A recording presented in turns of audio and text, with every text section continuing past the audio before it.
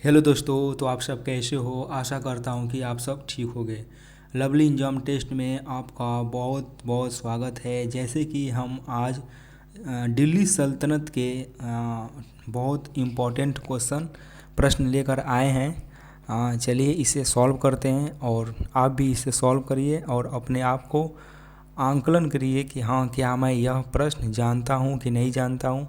जानते हैं तो बहुत अच्छा, और नहीं जानते हैं तो इसे कमेंट में ज़रूर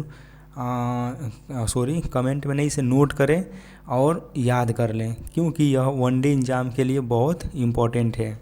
जैसे कि हमारा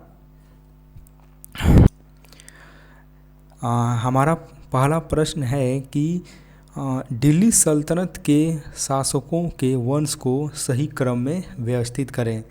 जैसे कि तुर्की शासक, खिलजी शासक, तुगलक वंश, सैयद वंश।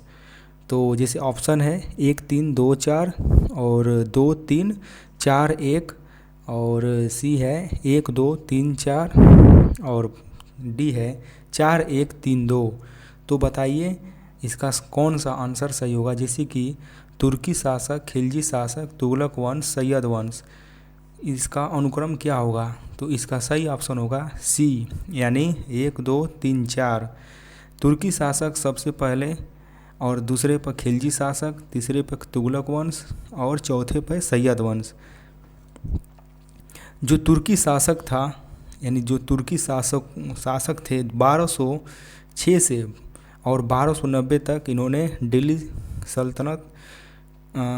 पर राज्य किए। और खिलजी वंश जो थे 1290 से 1320।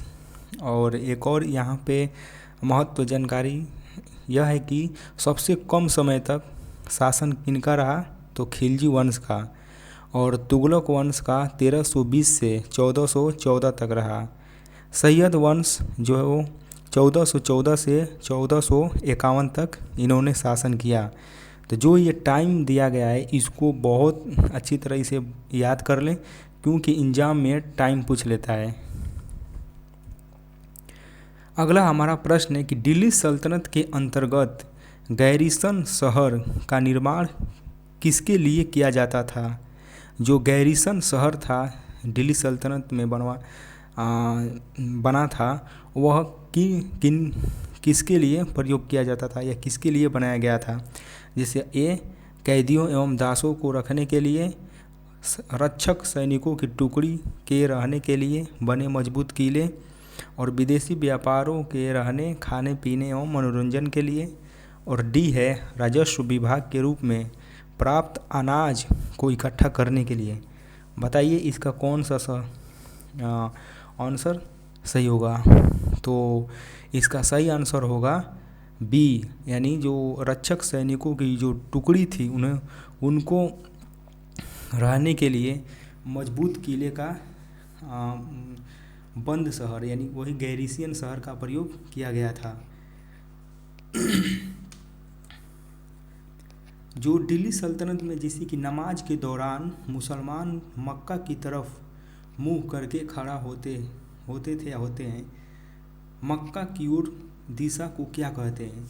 मक्का की ओर दिशा को क्या कहते हैं। जैसे कि हमारा ऑप्शन है मुमसुरा, लिबान, किबला, सहन। बताइए कौन सा आंसर सही होगा। तो इसका सही आंसर होगा किबला। किबला जो था, जिसी की जो मुस्लिम मक्का की तरफ मुंह करके खड़ा होते थे, उस प्रक्रिया को किबला कहा जाता था। और इसके बारे में यदि हम जानकारी, जैसे कि लिबान की बात किया जाए, लिबान ये मस्जिद के खंभे वाली जो कश थी इसको लिबान कहते थे। और जो मस्जिद के किबला के आखिरी सिर को मुमसुरा कहते थे। और मस्जिद के आंगन को सहन कहते थे। सहन, जो मस्जिद का आंगन था उसे हम उस समय इसे सहन कहा जाता था। दिल्ली सल्तनत के अंतर्गत बंदगा शब्द किसके लिए प्रयोग किया गया था। यानी बंदगा जो शब्द था दिल्ली सल्तनत में किसके लिए प्रयोग किया गया था? जैसे कि किसान, मजदूर, गुलाम, काश्तकार। काश्तकार, बताइए कौन सा ऑप्शन सही होगा? तो इसका सही ऑप्शन क्या होगा बताइए? तो इसका सही ऑप्शन होगा गुलाम, यानी C. Option number is C. जो दिल्ली सल्तनत के अंतर्गत जो बंदगा जो शब्द है उसका मतलब होता था गुलाम। जो बंदगा शब्द था वह फारसी में उसे यानी गुलामों को फारसी में बंदगा कहा जाता था। इसमें क्या होता था कि सैनिक सेवा के लिए जो सैनिकों को खरीद लिया जाता था, यानी गुलाम बना लिया जाता था दिल्ली सल्तनत में। तो इस प्रश्न को आप ज़रूर ध्यान दें। और हमारा अगला प्रश्न है, दिल्ली सल्तनत में कृषि पर लगने वाला कर को क्या कहते थे? खराज, ज़कात, खुम्स, उस्र। बताइए कौन सा ऑप्शन सही होगा? दिल्ली सल्तनत में कृषि पर लगने वाला कर को क्या कहते थे? तो इसका सही ऑप्शन होगा खराज। खराज जो था कृषि पर लगने वाला कर यानी टैक्स होता था जो उत्पादन का 50% यानी आधा 1/2 50% होता था। यदि खुस्म की बात किया जाए, यदि खुस्म की बात किया जाए तो यह लूट का धन होता था जो सैनिक एवं राजकोष के बीच बांट दिया जाता था। और ज़कात का मतलब होता था मुसलमानों से लिया जाने वाला धार्मिक कर था जो संपन्न वर्ग से लिया जाता था। तो आशा करता हूँ कि यह प्रश्न बहुत आपको इम्पोर्टेंट था, इसलिए मैंने बताया। और अच्छा लगा हो तो शेयर और सब्सक्राइब ज़रूर करें। और इसके साथ इस प्रश्न को याद कर लें, यह बहुत इम्पोर्टेंट है वनडे एग्ज़ाम के लिए। जय हिंद, जय भारत।